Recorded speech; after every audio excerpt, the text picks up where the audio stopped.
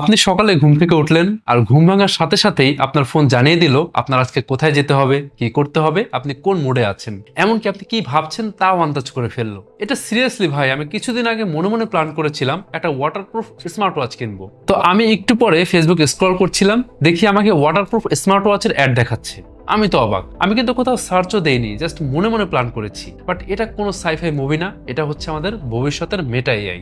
Facebook Instagram company Meta যে AI বানাচ্ছে তার পাওয়ার আজকে এমন জায়গায় পৌঁছেছে যেখানে মানুষ খুব সিরিয়াসলি একটা কথা ভাবছে, এটা কি আসলে ভয়ঙ্কর হতে যাচ্ছে বা আমাদের জন্য রিস্ক ফ্যাক্টর হতে পারে। আচ্ছা, প্রথমে মেটা এআই আসলে কি? মেটা এআই মানে হলো মেটা কোম্পানির তৈরি আর্টিফিশিয়াল ইন্টেলিজেন্স, যা Facebook, Instagram, WhatsApp, Raven glasses, Quest VR সব জায়গাতে আস্তে আস্তে ঢুকছে। এটা চ্যাটজিপিটি বা গুগল জেমিনির মতো একটা এআই সিস্টেম, কিন্তু ডিফারেন্স হলো মেটার হাতে আছে মানব ইতিহাসের সবচেয়ে বড় সোশ্যাল ডেটা কালেকশন।